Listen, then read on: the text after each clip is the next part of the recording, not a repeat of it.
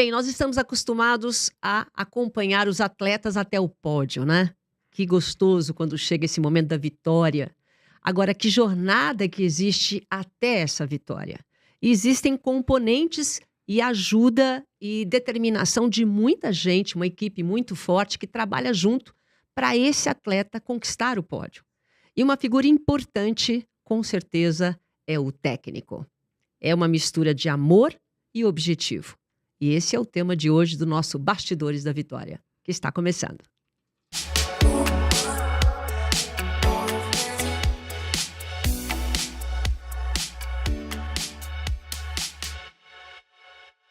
E eu estou muito feliz de receber o Zé Roberto Guimarães, porque é impossível falar de vôlei sem falar de você. Principalmente você que ainda é, né? Ninguém tirou isso de você, né? Tricampeão olímpico único.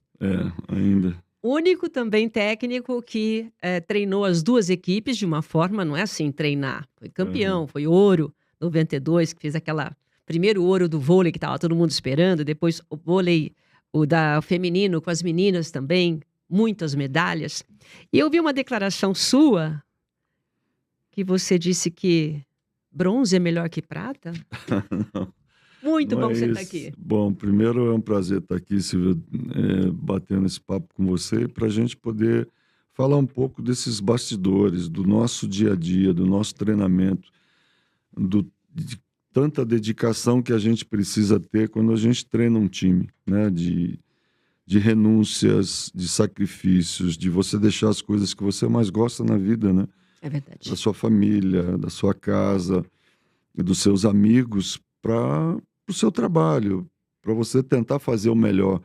Porque quando a gente fala de competição de alto nível, de alto rendimento, a gente joga contra as melhores equipes do mundo, com muita tecnologia, com muito estudo, enfim, com muita qualidade, né? E você precisa apresentar as mesmas coisas para se manter no pódio, para se manter entre as melhores equipes do mundo. E a gente sabe o quanto no Brasil a gente tem dificuldades na quantidade de atletas, na qualidade das atletas, isso em função de tudo aquilo que aconteceu na nossa vida, nas transformações que nós sofremos. Ou seja, o fraco desempenho hoje nas aulas de educação física, por exemplo, nas escolas, que nós, mais velhos, não vou dizer antigos, né? Mas nós tínhamos uma formação escolar muito importante, falando em tudo, mas falando diretamente da educação física. Eu acho que as aulas tinham mais qualidade, os nossos professores eram mais bem treinados, mais bem formados, né? E hoje eu vejo assim um certo despreparo na criança, no adolescente. Começa lá atrás, começa na escola. Eu acho que tudo começa na escola. Se a gente pegar esses países de primeiro mundo, como Estados Unidos, Japão, Alemanha, eles têm uma formação escolar na educação física muito importante, formações motoras. O trabalho começa ali, né? Numa versatilidade de movimentos, de coisas que a gente perdeu. Porque quando a gente perdeu a obrigatoriedade da educação física na escola, a gente começou a perder ali. Então, depois as atletas vão para os clubes, ou os atletas, mas não é a mesma coisa. A gente perdeu tempo na formação. Tem uma carência aí nessa categoria de base. Exatamente. Talvez vá fazer a diferença lá na frente para vocês. Exatamente. É o que a gente está encontrando hoje. Então, a gente precisa correr contra o tempo. A gente precisa lutar contra tudo e todos, mesmo porque existe uma diferença no Brasil hoje entre, por exemplo, o futebol e os outros esportes. Nós não temos a lei do passe. Então, eu, por exemplo, trabalho na formação em Barueri, que tiro dinheiro do meu bolso, pago as atletas do meu bolso. Eu tenho parceiros importantes que me ajudam na estrutura, na lei de incentivo. Isso aí eu não poderia viver sem, mas isso paga os profissionais, né? Técnico, assistente técnico, fisioterapeuta, médico, psicóloga, mas não paga atleta. Os atletas, então, o time de Barueri, por exemplo, eu tenho que pagar do meu bolso o salário das jogadoras. Eu estou atrás de patrocínio, estou correndo para cá, para lá, tentando ver se a iniciativa privada me ajuda nesse sentido. Porque você mantém esse time de Osasco, é isso? De Barueri. Perdão, de Barueri.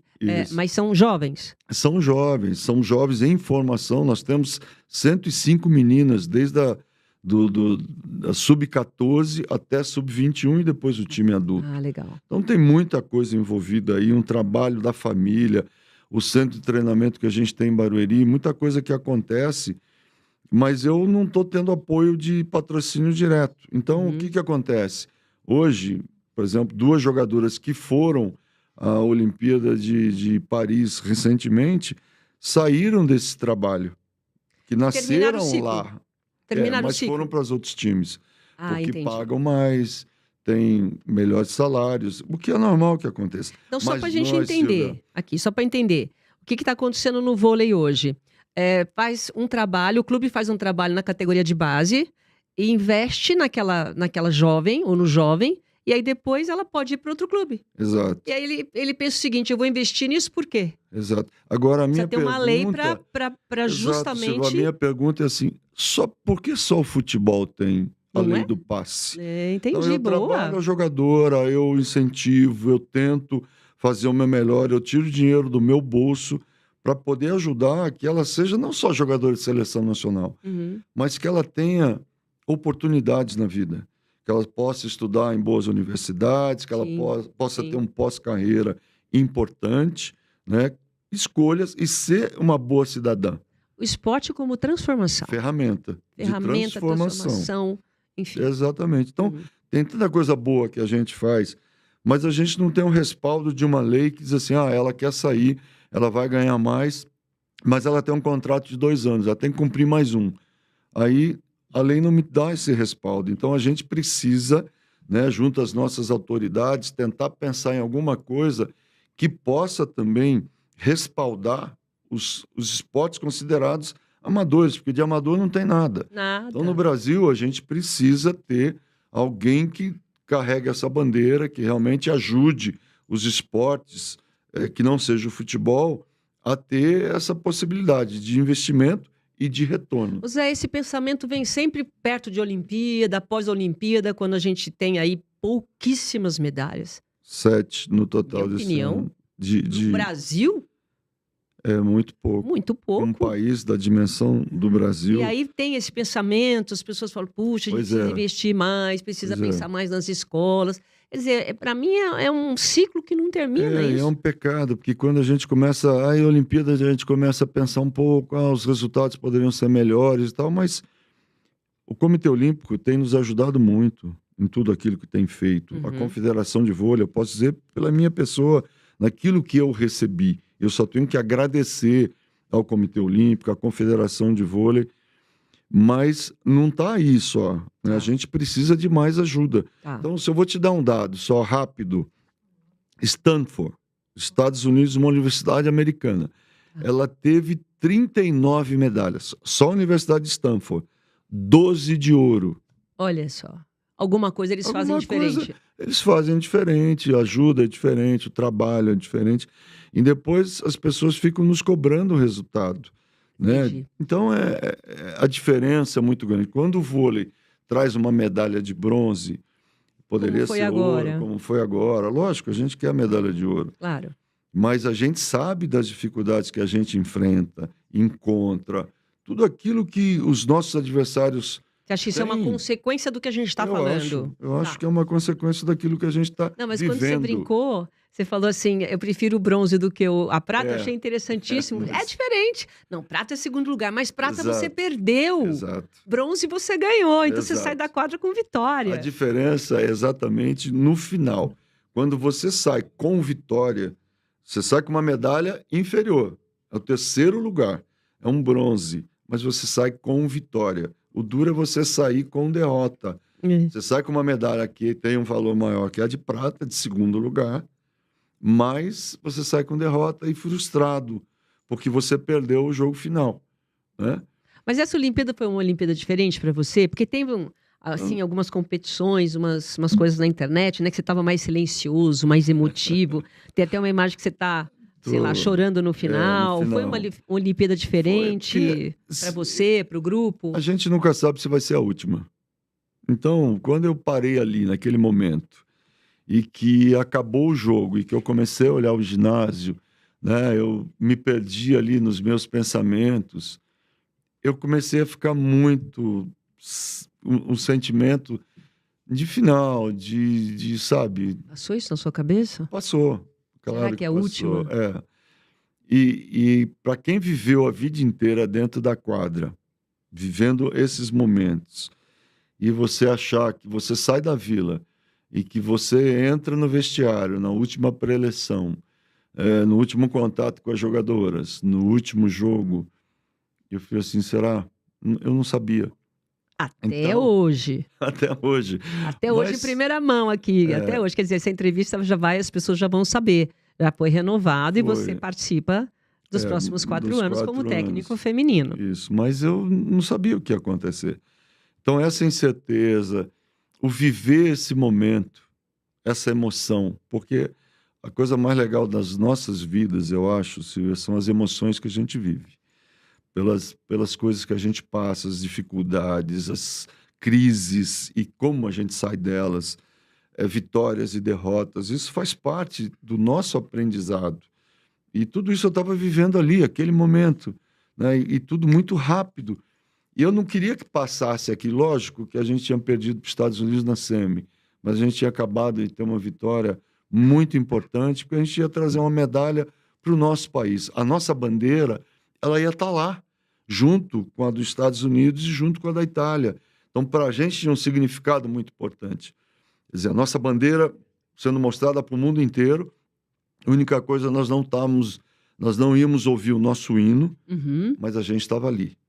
Então, o mundo inteiro estava presenciando aquilo naquele momento que foi maravilhoso. E deve passar uma história na sua cabeça, porque assim, eu te conheci lá da época da geração de prata, Foi. né? Quando o Luciano do Vale Que começou, o a Bebeto gente... de Freitas, você era assistente, então você acompanhou Exato, tudo isso. exato. Você acompanhou o Maracanã? Você estava no Eu Maracanã? não estava, eu estava em casa assistindo aquele jogo, né? Era só o Bebeto. Fantástico, era o Bebeto técnico. 95 mil pessoas assistindo vôlei. Exato, eu era jogador na época, o Bebeto não tinha me convocado, mas tudo bem, eu acho que é uma opção dele, e ele Uhum. tinha os levantadores dele da época, que eram o William e o Bernardo. Mas achei assim, a gente teve, nós fomos iluminados do vôlei, na realidade, porque a gente encontrou uma pessoa, um profissional, que foi o Luciano do Vale, que sem ele nada teria acontecido. O Luciano foi um cara visionário, um cara que pensava à frente do seu tempo, um cara que ajudou uma modalidade, várias modalidades, mas naquele momento, nós estamos falando do O vôlei, vôlei foi. ele foi o cara, juntamente com o Nusma, que idealizou e que projetou o vôlei do Brasil para o mundo. Ele virou Luciano do Vôlei, lembra? Exatamente. Então a gente deve a ele É. muita coisa que aconteceu de bom nas nossas vidas. Luciano, se não tivesse acontecido o Luciano, talvez nós não estaríamos aqui hoje batendo esse papo. Então, Luciano, meu agradecimento, onde você estiver. Você é um dos meus ídolos, um cara que eu tenho, que devo muito. Então, o que eu posso te dizer? Muito obrigado por tudo aquilo que você fez por todos nós. Então, foi lindo. Eu não estava naquele jogo, mas foi maravilhoso de ver pela televisão, de entender aquilo que estava acontecendo, aquela maravilha. 95 mil pessoas no estádio do Maracanã, aberto, assistindo Brasil e Rússia. E você viu que agora está normal, né? Que eles já fazem nos Estados Unidos, em Aí todos os começaram a lugares, copiar. colocaram o vôlei. Mas aí o que acontece? É. Essa geração de prata, a gente ficou com um gostinho, né? Amargo, porque a gente queria ouro. Foi. E o ouro veio com você em 92. E aí? Quer dizer, para você, a primeira. Porque aí realmente você colocou o vôlei no pódio. Depois daquilo, o 91, o Bebeto me chamou para ser assistente técnico, perdão, 89, o Bebeto me chamou para ser assistente técnico dele, né? E aí era o mundo se abrindo para mim. Eu consegui ficar com aquele time, porque o Bebeto depois resolveu ir para a Itália ser técnico, e ele saiu em 91. E eu fiquei 2 anos ali como assistente, trabalhando com ele, vendo e ouvindo dos melhores treinadores daquela época as melhores informações, né? Como um garoto que está aprendendo, que está tentando descobrir o mundo, ele e o Jorge Barros, Bebeto e Jorge Barros. Foram 2 professores, 2 grandes mestres. E depois o Nussmann me convida para ocupar o lugar do Bebeto. E aí eu já conhecia bastante aqueles meninos, né? Aqueles garotos na época, e a gente conseguiu dar sequência ao trabalho que o Bebeto tinha começado. E quando a gente viu, Silvia, a gente estava ganhando a medalha de ouro Mas aí em Barcelona. teve um pulo do gato. Por quê? Porque você até cita em algumas entrevistas suas que você tinha que fazer um time dos sonhos. Você tinha que fazer Foi. um dream team e até meio que adaptar aqueles Exato. caras. E você se inspirou na seleção de 70, Foi. é verdade? Uma das inspirações foi a seleção de 70. Por quê? Porque o Zagallo, ele tinha vários craques, mas ele tinha que botar todos jogando juntos. Já pensou se ele falar, mas o Rivelino não pode jogar naquela posição, o Jairzinho não pode ser ponta, ele é centroavante. Porra, mas vai jogar do lado do Pelé. Então, ele Olha conseguiu. o quebra-cabeça. Ele construía esse quebra-cabeça, ele pensando nas peças que ele tinha na mão, nos melhores jogadores que o Brasil possuía, e que ele tinha que botar todo mundo jogando junto. E como é que vamos fazer isso? Não temos que. Cada um tem que ajudar o outro. E o rei na frente, né? O Pelé coordenando essa orquestra toda, e aí acabou dando certo. Então, isso foi para mim um grande exemplo. Tá. Né? Como é que eu posso fazer a mesma coisa? E aí eu tinha as características dos jogadores que você tem que E adaptando. adaptando, Tá. criando, que era uma das coisas que o Bebeto também me mostrava. Zé, invente, inove, crie, não copie. Então, a ideia é dizer assim, pô, eu tenho a mesma coisa, eu tenho bons jogadores que eu tenho que colocar esses caras juntos. Como eu vou colocar é que é o X da questão. Como é que você consegue, né? Porque isso é importante para o técnico, administrar ego. Ali, Silvia, foi uma coisa importante. Como eles eram muito jovens, não tinha isso. Não tinha ainda. Eles eram apaixonados pelo que eles faziam. Eles queriam jogar vôlei. Eles queriam jogar. Eles queriam mostrar a arte deles para o mundo. Então, eu não tive esse problema de egos, porque eles não tinham nomes, não eram grandes expoentes no mundo, mas eram jogadores com paixão, com vontade de jogar, com o que se mandasse fazer naquele momento, eles faziam. Nós tínhamos alguns jogadores mais velhos, Paulão, Carlão, Pampa. Inclusive, uma coisa interessante de salientar, tudo foi possível por causa do Carlão, da versatilidade dele e também do Marcelo Negrão. Então, Legal. por causa desses 2 caras, a gente criou uma maneira de jogar, porque eles eram versáteis e se encaixavam exatamente naquilo que foi colocado naquele momento como estratégia de jogo. E depois disso, aí sim, começaram a ser mais conhecidos. Aí tomou conta. Aí muda alguns padrões mudam, né? Aí no ciclo seguinte, a gente já começou a ter mais problemas. Mas aí você já não estava, você já passou para o feminino. Eu passei esses 4 anos vendo tudo isso. Eu também era um técnico muito jovem. E foi onde eu aprendi. Mas nunca te subiu a cabeça nada? Nunca. Não, mas... Zé, você sempre foi igual. Não sei quanto tempo faz que a gente não se vê, mas você sempre foi igual. Humildade, teu jeito de ser. Nunca subiu a cabeça esse sucesso Mas eu acho que, Silvia, ali também tinha mudado um pouco. A gente, quer queira, quer não, muda. Mas aí o técnico, quando toma uma paulada no sentido de, sabe, de você vê que você não está conseguindo mais ter o mesmo controle, ter a mesma eficácia, ter o mesmo rendimento, a mesma performance. E aí você também começa a se questionar e a ficha cai. Sabe, que você também não pode ter comportamentos diferentes, que as derrotas vão acontecer. Nós éramos o melhor time do mundo. Nós éramos o time a ser batido. E quando você tem esse tipo de situação acontecendo, você tem que trabalhar mais. Você tem que se exigir mais. Porque todo mundo vai copiar algumas coisas que você fez. Como copiaram, né? Como copiaram, para melhorar, para evoluir. Né? E se você não tomar cuidado, você acaba sucumbindo, perdendo. E foi o que aconteceu com a gente. Então, eu tenho até uma frase, que o sucesso do passado Ele não garante nem o sucesso presente, nem o futuro. Você tem que construir uma nova história. Então, a vida, Silvia, acabou me ensinando que você tem que sempre estar correndo, sempre estar se dedicando, sempre tentar ter atitude, tem que estar comprometido sempre. Porque alguém, em algum lugar do mundo, pode estar fazendo melhor do que você. Ainda mais hoje com a internet, que você antigamente tinha Exatamente. treino escondido. Exato. Hoje não tem mais treino escondido de Existe nada. nada. Você sabe tudo de todos. E existe um equilíbrio no mundo hoje.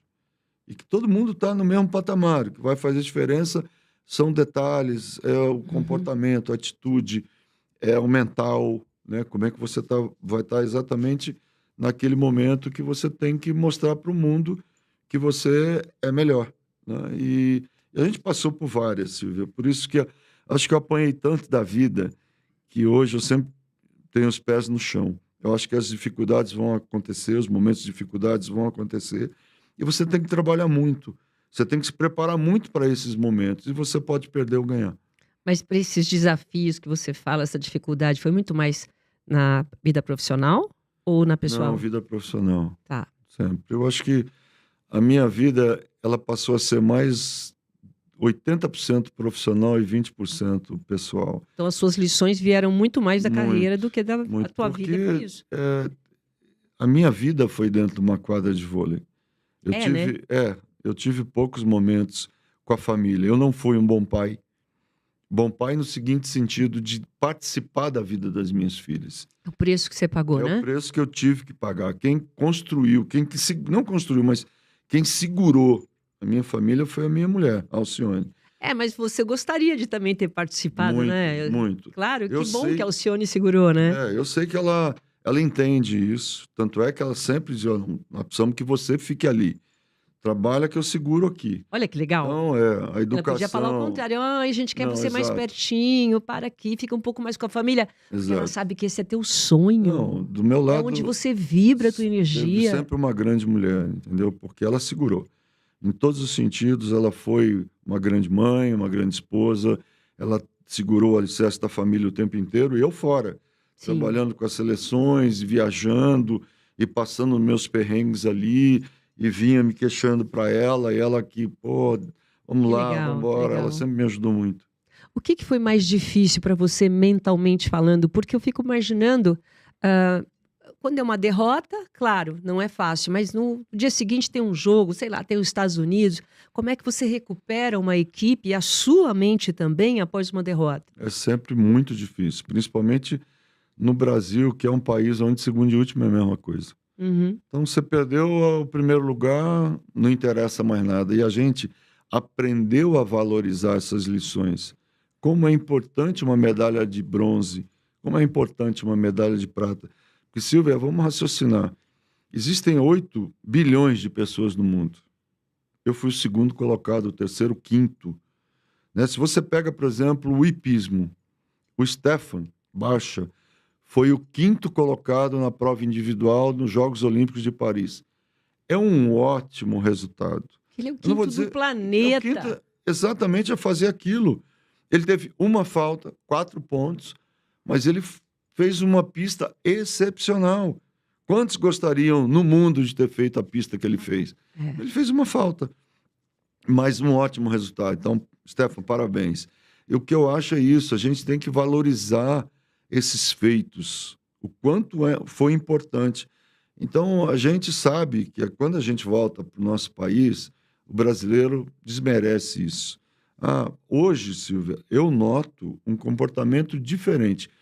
Quando eu fui me apresentar aqui no prédio onde a gente está para fazer o podcast, Hum. entreguei a minha credencial, meu documento. O porteiro disse assim: "Por favor, seu CPF." Eu falei o CPF. Ele olhou para mim e falou assim: "Parabéns pelo resultado da Ê! Olimpíada." O que que a gente, o que que é mais importante para a gente Tá ali no como cantinho dele, na legado? recepção. É que as pessoas, que os brasileiros olhem para a gente e digam assim: "Vocês nos representaram." Que bacana, que Então, legal. quando a gente sente essas atitudes, né, da pessoa que está trabalhando ali, que está fazendo o seu melhor e dizer assim, pô, vocês nos representaram, parabéns. Eu fico feliz. Eu digo assim, bom, tudo aqui, todo o meu trabalho valeu a pena. Toda a minha dedicação valeu a pena. Por um Sim, simples gesto, sim. né? Dizer assim, pô, bacana, parabéns. E Então, você, Zé, você tem uma conquista, eu acho assim, vamos falar de evolução, né?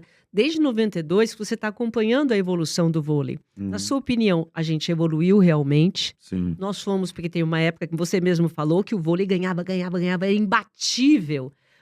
O mundo aprendeu com o vôlei brasileiro. Agora, você acha que a gente continua evoluindo? Eu acho Falta que sim. muito? A Eu gente acho já que falou sim. das categorias de Mas, base, mas a Silvia, gente como é que tá? vamos pensar uma coisa. Tudo na vida é em termos de gerações. Quantos Pelés a gente descobriu? Quantos jogadores excepcionais a gente teve? Vamos falar dos esportes, que é o número um no Brasil. Então, tudo na É. vida. Quantos Lucianos do Vale apareceram Eu falo, eu sou na muito nossa amiga vida? da Hortência. Hortência e Quanto Paula, parou Hortência e ali. Paula, Janete. Janete, parou ali. Então, não é simples É. aparecerem jogadoras, jogadores no nível, em tudo aquilo que elas significaram e significam. Sheilas, Fabianas, Thaísas, foram jogadoras Paula, Pequeno, né, Jaqueline, jogadoras extremamente fofões, importantes, Fabizinhas, importantes. Eu começo a falar nomes, e aí eu fico, pô, se eu não falar o nome dela, ela vai Não, ficar triste sejam comigo. todas representadas, Todas, meninas. todas que ganharam, que significaram tanto para o nosso país, né, e que me ajudaram tanto. Então, o problema é esse. Nós vamos passar por gerações muito boas, gerações que não são tão boas, mas a gente tem que passar esses momentos. E agora está novamente aparecendo uma geração importante e que eu acho que vai dar bons frutos para o nosso país. Ainda eu acho assim, faltam posições que poderiam ser melhores e que a gente está buscando. Exemplos: levantadoras opostas, que podem vir melhores, entendeu? Então é isso. A gente vai trabalhando, vai tentando buscar, aparecendo e vão fazendo parte do trabalho, a gente vai desenvolvendo e competindo. Hoje no mundo, por exemplo, em termos de opostas, jogadoras que são aquelas que pegam aquelas bolas altas da onde aparecem e conseguem bons resultados, Paula Egonu, Boskovic, da Sérvia, Paula Egonu da Itália, Boskovic da Sérvia, a Hack, que é uma sueca, Vargas, que é da Turquia. Então, são jogadoras diferenciadas. As outras ajudam, tem muito boas jogadoras nos outros times também para compor. Essas quatro que eu disse para você e para todos que vão nos ver e nos ouvir, são diferenciadas no mundo. Nessa mudança de homem para mulher, claro que existe uma diferença absurda, né? O homem é mais força, a mulher, não Isso, sei, não é tão mais fácil lidar com mulher. mais difícil. É mais difícil. Mas hoje, se você me pergunta assim, Zé, eu vou te dar dois times, vou botar na tua frente dois times, time masculino e o time feminino, escolhe. Eu vou pro time feminino. Por quê? Porque eu acho que a adaptação que eu tenho hoje, o que eu vivo com elas é tão...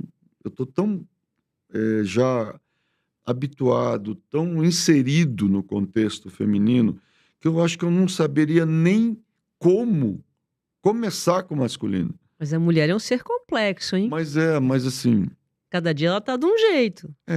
mas assim, eu sempre falo que talvez eu seja no mundo o técnico que se consulta com ginecologistas. Eu tenho dois ginecologistas. Você sabia Sério? disso? Não. Eu tenho. A doutora Tati, que é também do Comitê Olímpico Brasileiro, e o doutor Eliano. Então, quando eu tenho alguma dúvida, quando eu tenho alguma Como coisa... lidar? Assim, eu comecei a estudar por causa deles. Porque eu entendi que se eu trabalho com mulheres e a gente busca performance, mulheres são hormônios em ebulição, como você falou. Mudam todos os dias, porque depende muito, né, de como tá, de como esses hormônios estão interagindo ali. Eu comecei a entender que eu precisava saber mais sobre mulheres, sobre o organismo feminino, sobre a dinâmica toda. E eu comecei a estudar.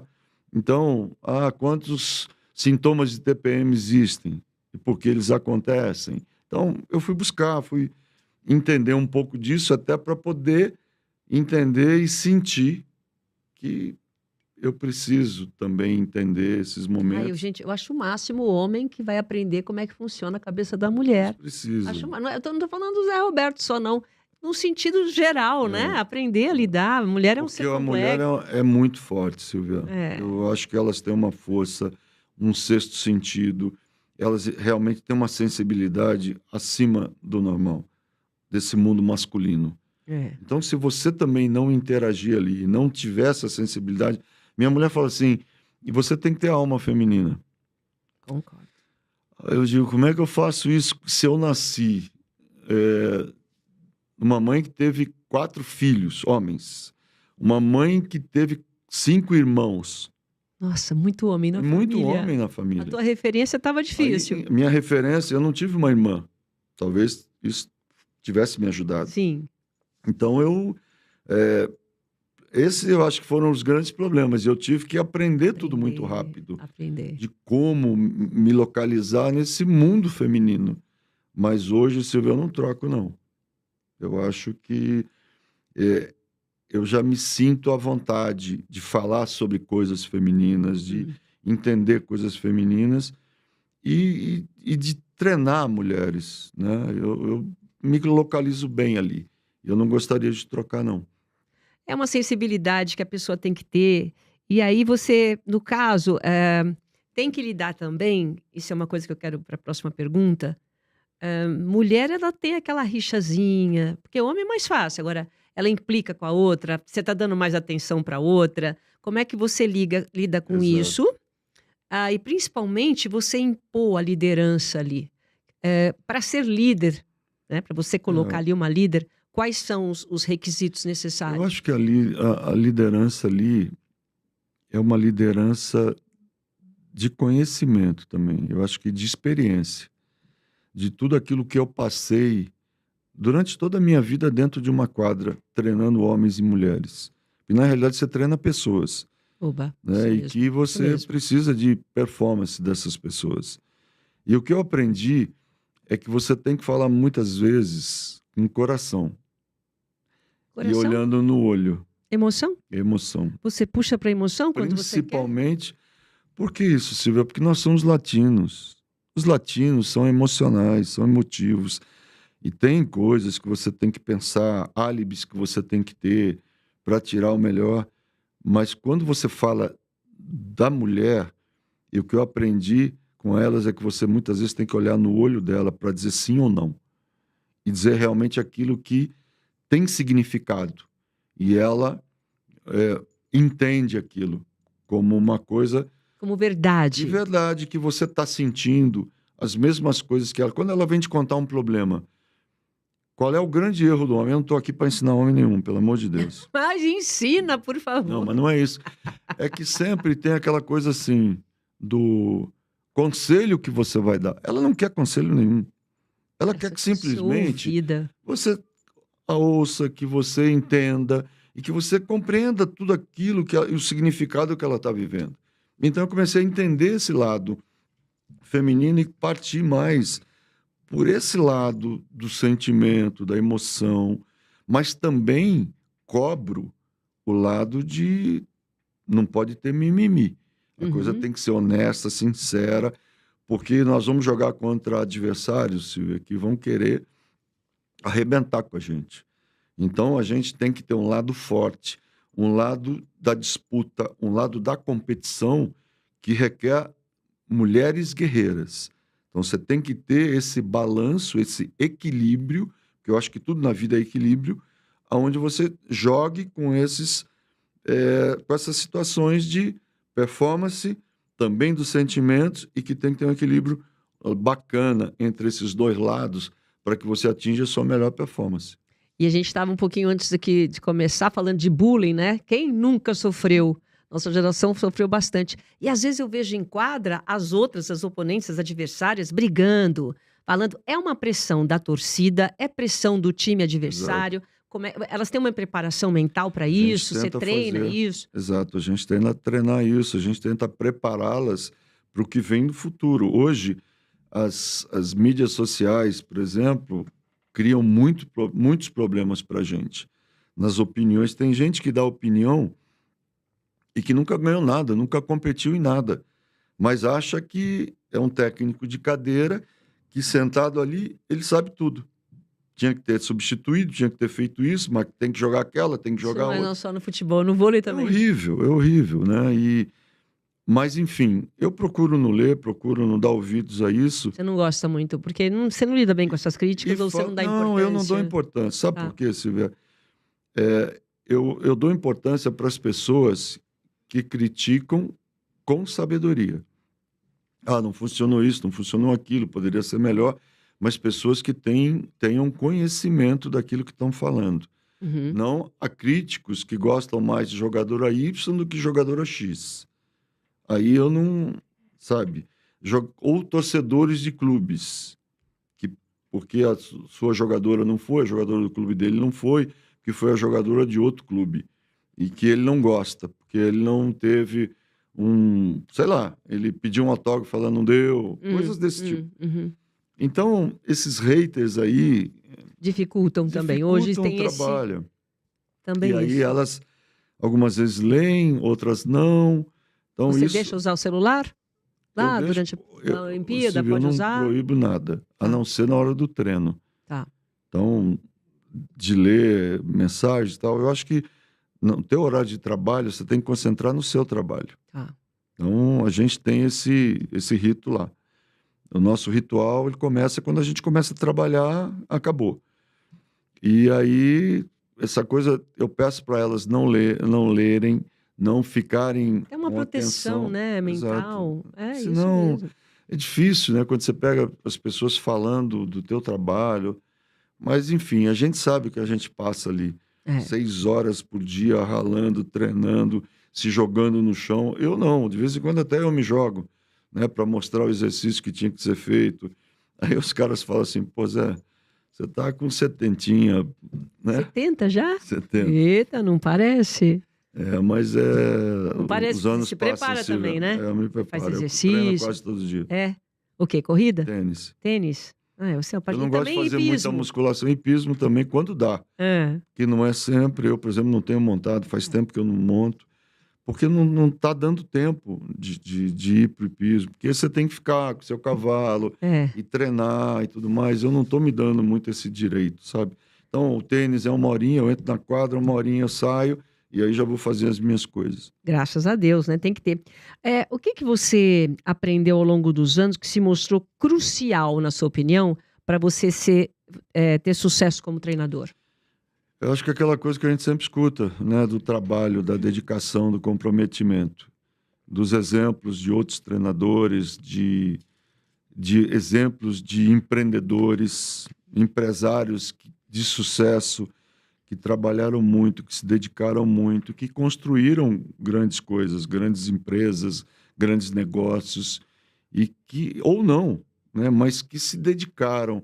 Exemplos do meu pai, exemplos do meu sogro, exemplos de pessoas que foram importantes para mim e que trabalham muito, que se dedicam muito. Não tem sucesso fácil, com coisas fáceis. Você fez sucesso na televisão porque você sempre se dedicou muito. Verdade. Então, não tem nada fácil. Não tem nada fácil. Ninguém tem jornada fácil. Não existe por isso. aí, Silvia.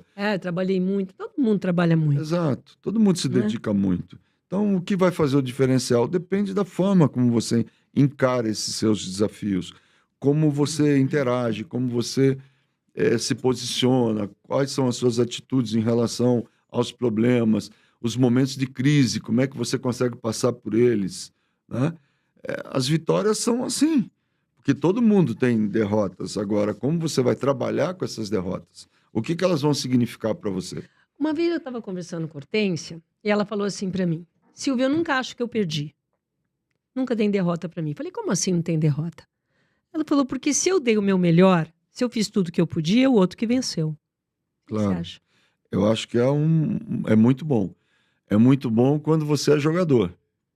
Ah, como técnico. Como técnico é diferente. Como técnico, você não pode se dar esse A derrota é direito. diferente para É o muito técnico? diferente.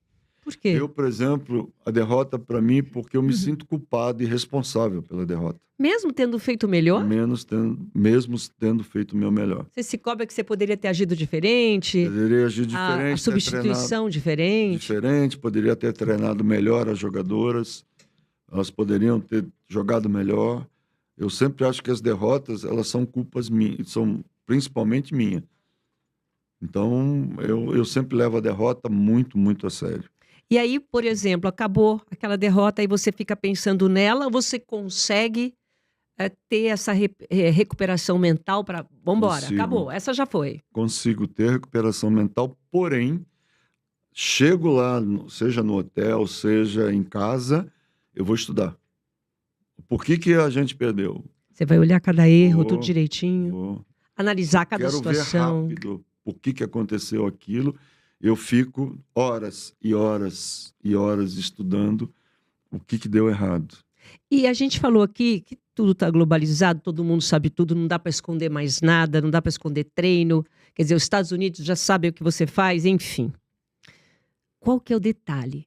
O que faz ser campeão? Qual exato. que é esse detalhe que tem É isso que que descobrir?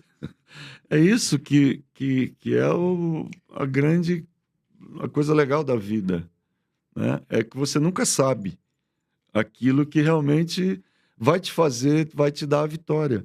Pode ser num simples detalhe, numa simples atitude, como pode ser numa atitude muito grande. Porque o vôlei é um esporte de grupo, de time, coletivo. E você precisa de todos os esforços para poder vencer.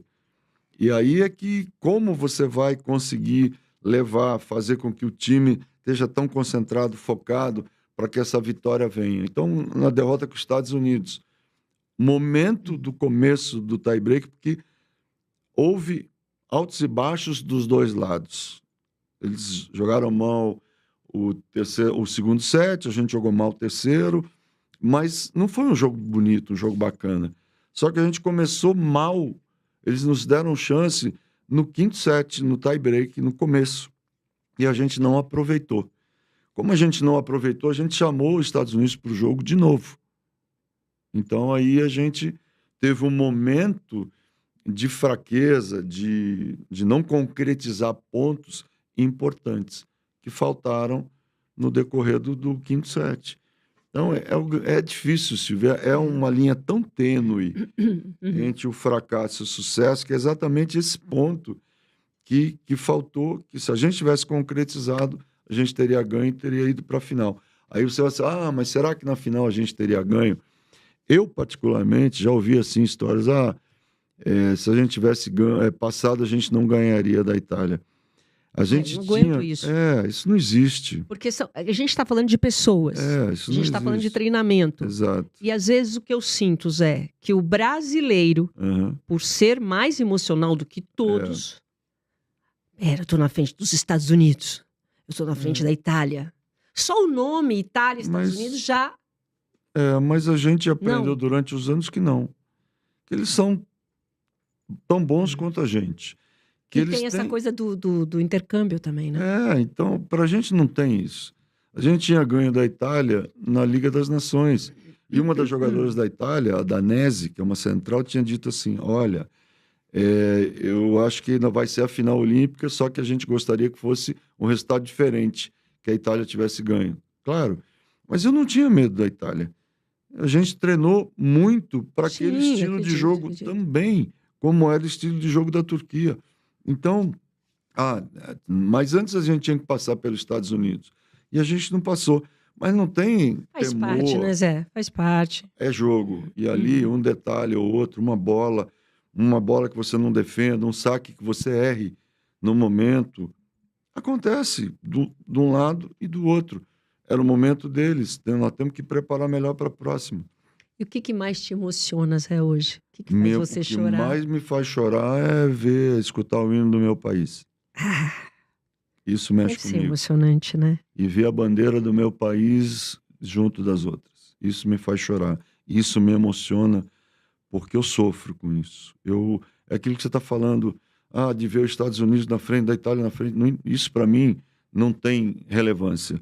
O que eu quero é ver o meu país entre os melhores do mundo e ter orgulho de dizer que eu sou brasileiro, que eu trabalho hoje na Turquia, mas que eu trabalhei e aprendi tudo no Brasil, que eu venho do interior de São Paulo, que eu venho de uma família simples, humilde, e que a gente conseguiu construir a nossa vida. E que o Brasil tem valor sim, que nós somos importantes, que a gente sabe fazer as coisas tão bem quanto os americanos, alemães, japoneses, e que nós somos um país lindo, maravilhoso e trabalhador. Então, isso para mim é o meu país, é o Brasil, e que eu sonho para os meus netos e que eu acho que é o país mais lindo do mundo para se viver. E o que o esporte te ensinou para a vida? O esporte me ensinou que a gente perde, que a gente ganha, e que a gente tem que respeitar as pessoas, respeitar os adversários, que a gente tem limites e que a gente tem que trabalhar muito para tentar realizar os nossos sonhos, mas que a gente tem que ter disciplina, que a gente tem que amar o próximo, respeitar o próximo e trabalhar muito para tentar fazer o nosso melhor a cada dia. Tem uma importância fundamental no desenvolvimento dos jovens, você não acha? Muito. Eu acho que é aí. Eu acho que hoje o jovem é muito imediatista. Muitos não querem pagar o preço do sacrifício, da dedicação. Eles querem que as coisas aconteçam rapidamente. E a vida não é assim. Isso que a vida me ensinou. Que eu tive que pagar um preço muito alto, mas que eu tive, Silvia, pessoas que eu conheci na vida, que eu encontrei na vida, que me ajudaram. O Luciano do Vale foi um deles. Ele adorava você. Então, o Bebeto de Freitas foi um deles. O Nusman foi outro. Então, o Sami Melinski foi outro. Décio Moreno, Lázaro de Azevedo Pinto. Pessoas que fizeram parte da minha vida e que me deram oportunidades. Então, eu só tenho que agradecer à vida e a essas pessoas tudo aquilo que me deram e aquilo que eu consegui. Te deram oportunidade e você aproveitou. Exato. Esse é o grande lance. Exato. Você pode ter oportunidade.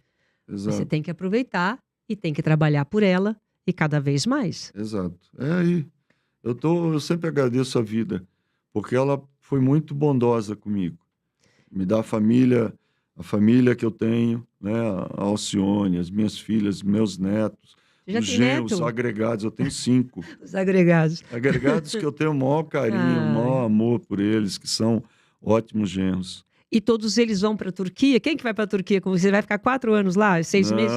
Não, 6 meses. Você fica lá fazendo um meses, trabalho lá e depois aí você trabalha com a visitar. seleção. Aí eu volto para trabalhar com a seleção. Não para, Silvia, é direto. O que você acha, aprendendo agora para a gente encerrar, dessa Olimpíada, desse bronze, para frente, essa nova história que você quer contar em Los Angeles, fazendo um balanço? Espera aí, o que eu preciso mudar? Não, o que eu preciso é o que eu te pensar? falei em termos de dinâmica de jogo, claro. Vão aparecer jogadoras que vão te levar a outras dinâmicas, outras situações que você vai ter que criar, improvisar.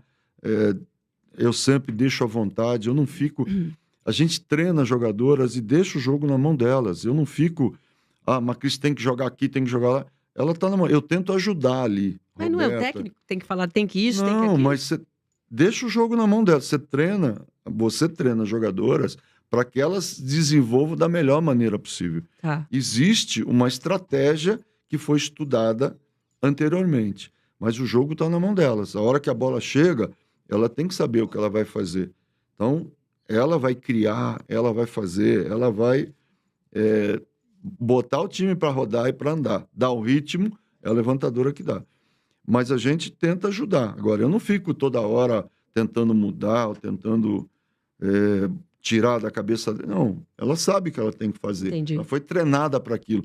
É a mesma coisa, eu te treino para a vida. Agora, as escolhas são suas. Eu não posso escolher. A bola não está na minha mão. Sim, né? Tem aquele muito rápido que é muito dela. Rápido. Ela que vai escolher o que ela vai fazer. Né? Fica influenciando, tirando a criatividade. Eu não tiro criatividade de ninguém. A criatividade e uma coisa que eu sempre acho que é importante na vida, Silvia, intuição. Você tem que ter intuição. E você, quando tem um insight, você não pode não ir com ele. Você tem que acreditar nesse insight que você teve e se deixar levar. E essa mudança de ciclo aí, porque algumas, acho que é a Thaísa, né? Pena que a Thaísa... Tem uma mudança de ciclo, infelizmente, o esporte, né? Quando chega numa idade, a gente é obrigada a parar, até por conta da física. Esse novo ciclo que tem aí, você tem uma leva boa que está indo para Los Angeles ou tem muita coisa que ainda tem que ser formada? 80%, quase 90% desse time que jogou a Olimpíada de Paris permanece. Pecado Ótimo. a Thaísa, que fica fora, né? Por uma questão física, porque eu sei que se ela pudesse, ela continuaria. Mas a gente só tem que agradecer a ela tudo aquilo que ela fez pela seleção nacional, pelas medalhas que ela nos deu, pelas alegrias, né? Porque ela foi excepcional durante todo esse tempo. Um recado para o jovem que quer ir para o vôlei. Faça o seu melhor, não deixe que ninguém coloque nada, nenhum rótulo na sua cabeça ou na sua vida, né? Você pode, você consegue, é o que eu sempre falo, tem que tentar e sonhar. E ir em busca desse sonho e correr atrás dele até quando não aguentar mais e tentar fazer o seu melhor. Depois você decide o que é melhor para a sua vida, continuar no esporte, ou estudar, ou fazer alguma coisa importante. Mas ser uma pessoa boa, bom cidadão, boa cidadã e fazer o seu melhor. E fazer a sua parte. Isso, é claro. Zé, obrigada, viu? Obrigada por ter vindo. Boa sorte nesse teu novo ciclo agora. Também. Espero estar lá em Los Angeles para aplaudir você, com certeza. Se Deus quiser. Tá, obrigado, Silvia. Foi um grande prazer estar aqui. O prazer foi meu. Vamos ficando por aqui. Obrigado pela sua companhia. E até o próximo encontro. Tchau.